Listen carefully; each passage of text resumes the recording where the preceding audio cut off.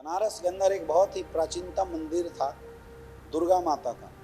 शाम को फाटक बंद हो जाया करता था। अंदर मूर्ति बड़ी विशाल थी, बड़ी अच्छी थी, सोने की बनी हुई थी। तो 4 चोर आए। उन्होंने सोचा कि आज बहुत हो गया छोटी मोटी चोरी, आज तो भाई हाथ यहीं साफ करते हैं, सीधे गायब, मजे आ जाएंगे। चारों चोर गए, मंदिर का फाटक बंद था। अब वो चेक करना चाहते थे कि अंदर कोई है या नहीं है। एक छोटा सा सुराख था, एक बिल था जिससे इधर उधर दिखाई दे रहा था। एक चोर गया, उसने अपना सर उस बिल के अंदर घुसेड़ा तो अंदर एक कीड़ा बैठा हुआ था और उस कीड़े ने उसका नाक नोच लिया। अब वो बाहर आया, देखा नाक गायब। अब वो रोना शुरू हुआ किया। दूसरे ने पूछा, भाई क्या हुआ? उसने सोचा, अगर मैं बोल देता हूं कीड़े ने मुंह नोच लिया, ये सब जो है मुझे चिढ़ाएंगे। वो सारतीर था। बोला, यार गजब हो गया, और मेरे तो खुशी के आंसू हैं। बोला, बेवकूफ, खुशी के आंसू नहीं, नाक किसने नोचा? बोले, यार मैं जैसे ही अंदर गया मुझे दुर्गा माता साक्षात दिखाई दी और उन्होंने बोला कि बेटा आज के दिन ये कट गया तो समझ ले तुझे मोक्ष मिल जाएगा।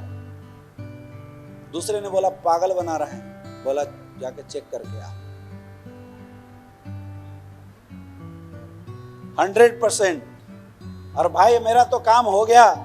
आंसू आ रहे थे लेकिन दिखाने के लिए नाचना शुरू कर दिया। दूसरे ने बोला, यार गजब हो गया। चेक करने गया, वो बिल था, उसके अंदर जाके उसने भी सर घुसेड़े, कीड़े ने उसको भी काट लिया। वो जोर से बाहर आया, इसको गाली देते हुए बनारसी भाषा में। उसने बोला, यार तूने क्या कर दिया? कौन सा दर्शन हुए? तो कीड़ा था। बोला, बेवकूफ सुन, ये बात तुझे पता है कि कीड़ा था, ये बात मुझे पता है कि कीड़ा है, इन दोनों को तो नहीं पता है।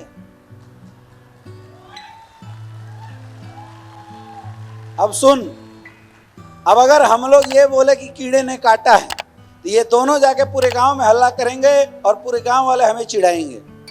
इसलिए इनको बोलना है कि हाँ मुझे भी दिखा। दूसरे को बात समझ में आ गई। उसने बोला, यार मजा आ गया, बहुत बढ़िया, ये तो दर्द हो ही नहीं रहा है, मतलब भगवान का आशीर्वाद मिला इसलिए दर्द नहीं हो रहा है। अब तो मेरा भी काम हो गया, सही में माता दिखी है साक्षात। तीसरे ने बोला, अच्छा सच में? बोला, हाँ जा। वो भाई साहब भी गए, सर लगाए, उनका भी गायब। वो निकला, वो भी गाली दिया। बोला, हुआ क्या? उसको चुप किए, मुंह बंद किए। बोला, भाई देख, तीनों का तो काम कंडम है, अगर गलती से ये चौथा बच गया तो ये पूरे गांव में जाके हल्ला मचाएगा, हमारी होगी बेइज्जती, इसको भी बोल। उसने भी बोला, हाँ माता के सच में दर्शन हुए, हम तो धन्य हो गए। चौथा गया, चौथे को भी काट लिया। वो चौथा निकाल तिल मिलाया। बोला, यार सोनू तू तो मेरा जिगरी दोस्त था, कम से कम तुझे तो बताना चाहिए था। बोला, यार बात ऐसा है कि देख, अब नाक तो कट ही गए, अब अपन लोग एक हल्ला मचाते हैं कि दुर्गा माता ने हम सबको साक्षात प्रकट होकर यह बात बताई है कि आज के दिन जिसका भी नाक कटेगा उसको सीधे मोक्ष की प्राप्ति होगी। अब उस गांव में जो भी मिलता, लोग पकड़ पकड़ के लोगों के पास जा जाके बोलना शुरू कर दिए कि अभी के डेट में नाक कटेगा तो मोक्ष मिलेगा। समय ऐसा आया कि उस गांव में सारे लोगों के नाक,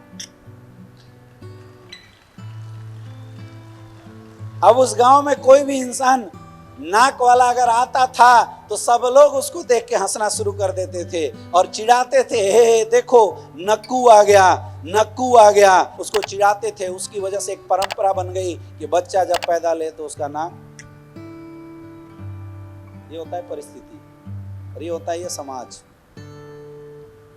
डायरेक्ट सेलिंग इंडस्ट्री की सबसे बड़ी चैलेंज यही है मेरे दोस्त, आपको उस समाज, उस माहौल, उस इन्वायरमेंट से ऊपर उठना पड़ेगा जिस इन्वायरमेंट से आप पले बड़े हैं। It is the biggest challenge, you know. Direct selling का सबसे बड़ा चैलेंज ही यही है, क्योंकि हम घर जाएंगे, चाचा को बताएंगे, चाचा ऑडी, बोले हैं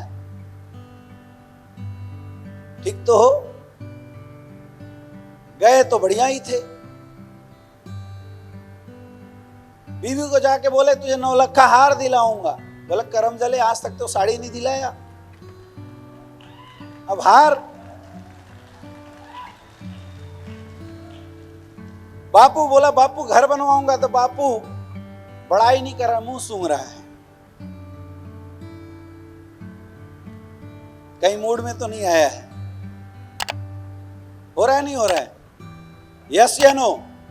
और जब हर तरफ से यही बात बोली जाए कि तू नहीं कर सकता, नहीं कर सकता, नहीं कर सकता, तो इंसान बढ़ कहां से पड़ता है? द बिगेस्ट चैलेंज जो आपको डायरेक्ट सेलिंग में फेस करना है मेरे दोस्त, आपको उस माहौल को बदलना है जिस माहौल में आप अभी चल रहे हैं। और उसका सबसे आसान तरीका है अपलाइनों की संगत में रहना सीखो।